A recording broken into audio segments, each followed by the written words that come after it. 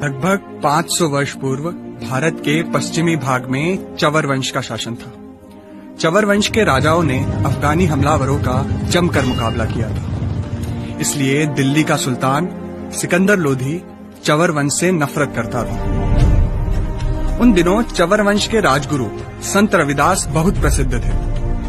उनसे प्रभावित होकर मेवाड़ के राजा महाराणा सांगा ने उन्हें अपना गुरु बनाकर मेवाड़ के राजगुरु की उपाधि दे दी थी।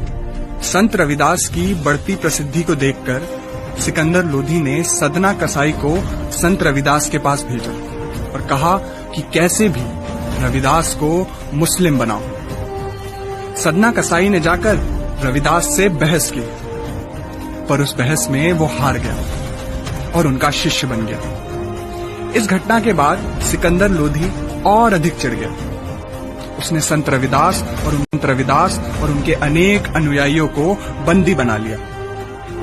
जेल में संत रविदास का भोजन तक बंद कर दिया गया और उन पर अनेक अत्याचार किए गए। उनसे कहा गया कि या तो तुम इस्लाम स्वीकार करो या फिर तुम्हें मरे हुए जानवरों का चमड़ा निकालने का काम करना होगा। बहुत अधिक अत्याचार सहने के बाद संत रविदास और उनके अनुयायियों ने चमड़ा निकालने का काम स्वीकार किया, पर इस्लाम कबूल नहीं किया। इस घटना का उल्लेख रविदास रामायण में मिलता है।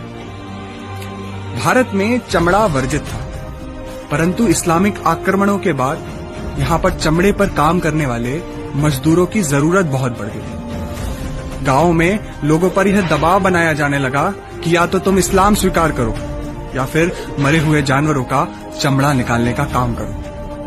इंग्लैंड के विद्वान प्रोफेसर शेरिंग ने अपनी किताब हिंदू ट्राइब्स एंड कास्ट में यह लिखा है, भारत में नीची जाति का कहलाने वाले ये लोग कोई और नहीं, वे वीर हैं जिन्होंने इस्लाम कबूल नहीं किया। कर्नल टॉड ने तो अपनी किताब में यहाँ तक कहा है कि भारत में चमार, भंगी जैसे शब्द ही इस्लामिक आक्रमणों के बाद आए। उन्होंने यह भी बताया कि 1200 ईस्वी तक भारत में शूद्र कहलाने वालों की संख्या मात्र 1% थी।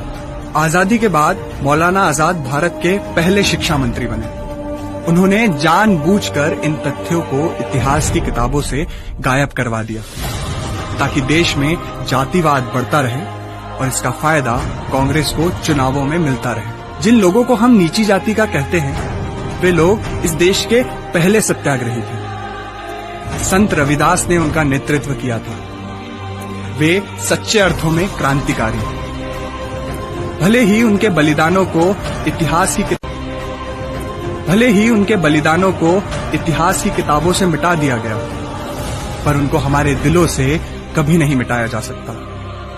क्योंकि अगर संत रविदास झुक जाते तो शायद आज हम कुछ और होते, या शायद हम होते ही नहीं। डाउनलोड मौज।